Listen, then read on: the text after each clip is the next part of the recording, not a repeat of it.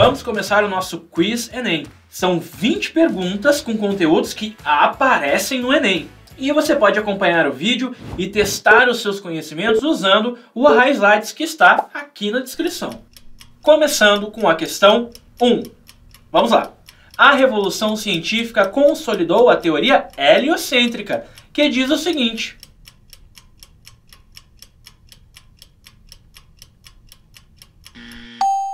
exatamente, a Terra gira ao redor do Sol. Ela não é o centro do sistema solar. Ela não está no centro, como dizia a teoria geocêntrica. Perfeito?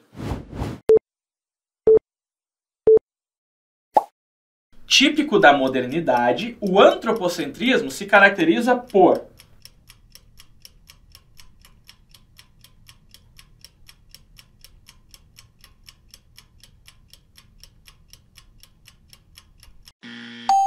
colocar o ser humano como central nas ações do universo. Lembre-se, no mundo medieval, o ser humano ele estava de forma secundária, porque o divino, sobretudo na figura religiosa de Deus, este era o centro do universo. As divindades estavam no centro. Na modernidade acontece uma inversão e o ser humano passa a estar central nas ações. Pode-se afirmar que a principal característica do racionalismo foi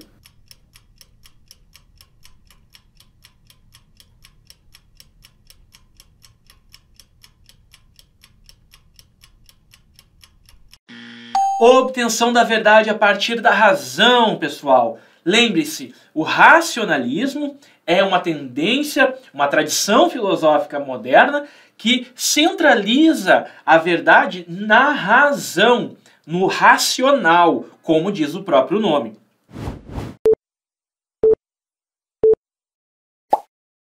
O cogito de Descartes é fundamentado na seguinte formulação: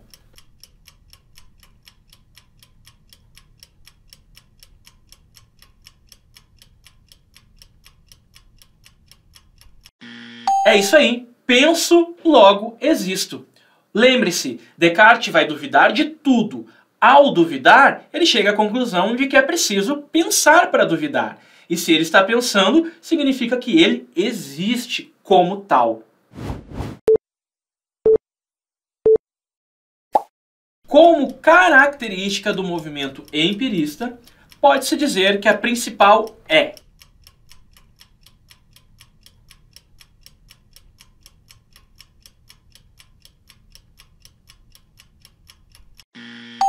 muito bem, o empirismo vai valorizar a experiência, porque ele diz que não existe razão que surja de outro lugar que não da experiência. Nós só podemos compreender algo a partir das nossas percepções sensoriais: visão, olfato, tato, audição e paladar. É isso que constrói o conhecimento, em primeiro lugar, para depois esse conhecimento passar pela razão. O ceticismo de David Hume é caracterizado por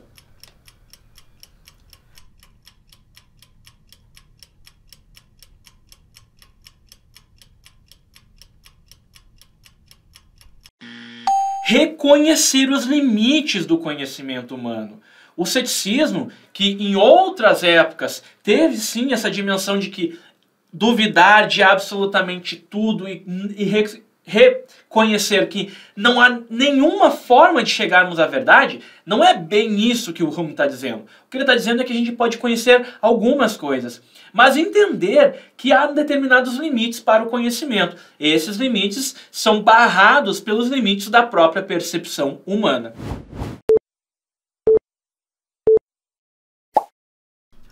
Para a filosofia, o objeto é caracterizado como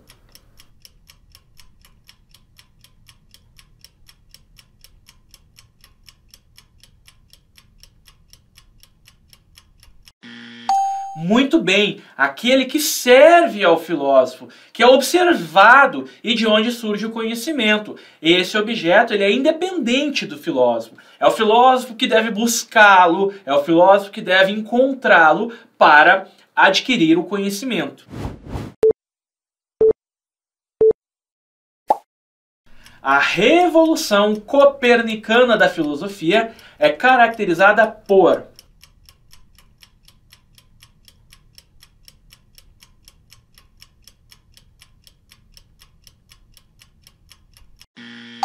Muito bem, lembre-se, isso que é conhecido como a Revolução Copernicana da Filosofia foi o processo de construção de um deslocamento em que, anteriormente, o objeto era central e era o objeto que definia de onde surge o conhecimento.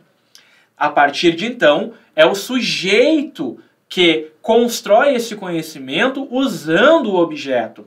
Assim como na Revolução Copernicana, em que o Sol passa a ser central em relação à Terra, aqui o sujeito passa a ser central em relação ao objeto, algo que foi proposto por Immanuel Kant na modernidade.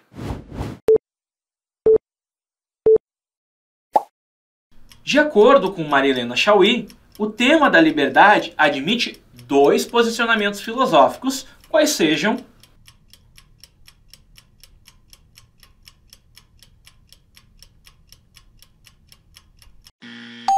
lembre-se, há uma tradição filosófica que defende que a liberdade ela é alcançável plenamente. Há como alcançar a liberdade.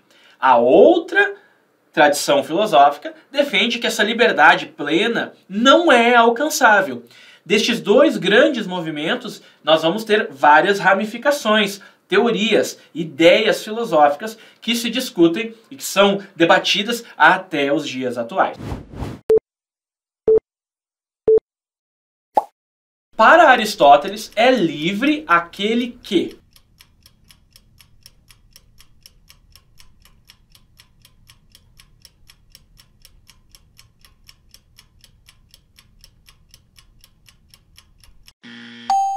pode escolher a sua ação e não a ação. Porque para Aristóteles a liberdade está relacionada com as ações que podemos ter ou não podemos ter.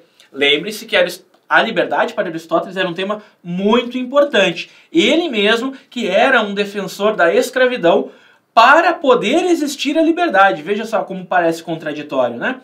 E é, de fato.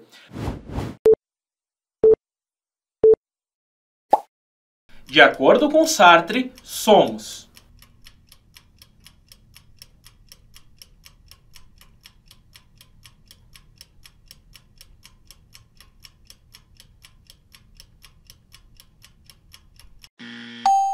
condenados à liberdade. Sartre pertence àquele ramo da filosofia, aquela tradição da filosofia, que defende que a liberdade plena ela é possível de ser alcançada.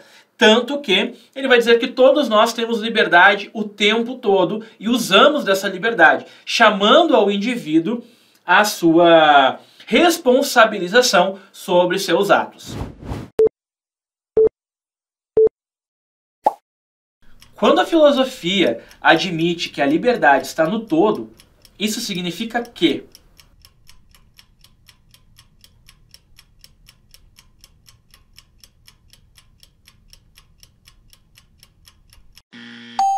só é livre aquele que age de acordo com o seu tempo, sua história e sua cultura, exatamente. Por quê? Porque a liberdade está no todo é uma formulação que defende, como Hegel, por exemplo, que a liberdade está relacionada com o espírito de um determinado tempo, com a cultura de um determinado tempo, né? Ou, como diria Marx, com as dimensões histórico-sociais de um determinado tempo. Ou seja, que não é possível pensar a liberdade isolada do todo, ou, como diria Spinoza, isolada da natureza, das suas dimensões mais imanentes. Portanto, a liberdade está no todo. Para a filosofia cristã, a liberdade está relacionada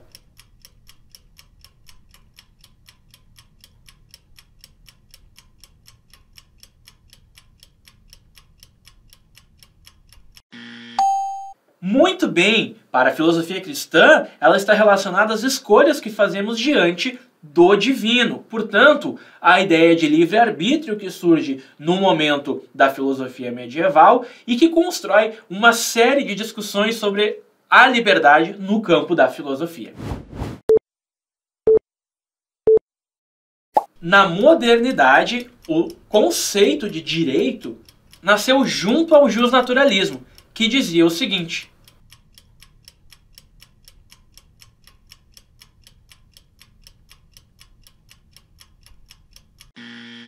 exato. Alguns direitos são naturais do sujeito. Portanto, o justnaturalismo é aquele que fala do direito natural, aquele conjunto de direitos que nós nascemos com eles e que devem ser respeitados e que geraram uma série de debates acerca dos direitos na humanidade, no mundo moderno e contemporâneo.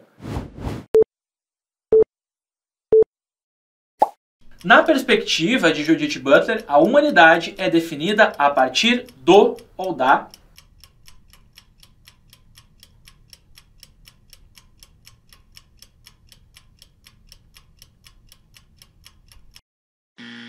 discurso. Lembrem-se, para Judith Butler, o discurso tem papel fundamental, sobretudo a linguagem, aquilo que nós construímos sobre o nosso corpo, sobre a nossa imagem, sobre a nossa materialidade, a partir da linguagem, é aquilo que vai definir a humanidade. Por isso que nós temos termos como isso é desumano, ou seja, nós desconstruímos uma determinada humanidade a partir de pressupostos linguísticos, de pressupostos que estão no campo da linguagem ou no campo do discurso.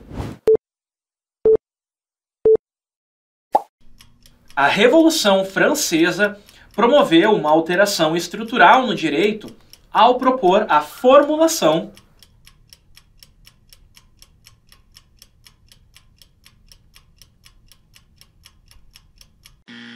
igualdade de direito a todos os homens. Lembrem-se, né? A Revolução Francesa é aquela que propõe a igualdade, liberdade e fraternidade aos homens. E sim, aos homens. Algo que gera um desconforto e uma defesa também dos direitos das mulheres e que também essa ideia de homem aqui está muito restrita ao homem francês e não aos homens de outras regiões, sobretudo aos países colonizados pela França. Mas a ideia de igualdade e de liberdade está já nesse momento sendo pensado na Revolução Francesa. Se o ser humano é um animal social, como dizia Aristóteles, aquilo que o fundamenta é o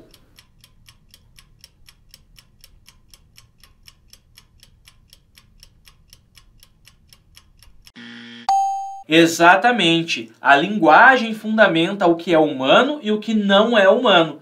Falamos disso em algumas outras perguntas aqui neste quiz, e este é um tema recorrente na prova do Enem. O termo gênero se distingue do termo sexo biológico na medida em que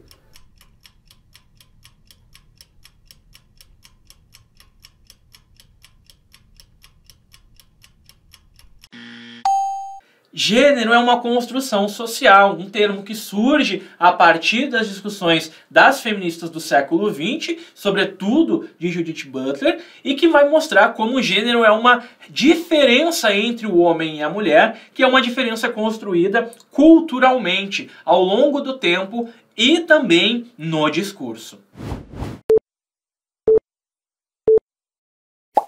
No existencialismo de Beauvoir, a conduta dos sexos é estabelecida a partir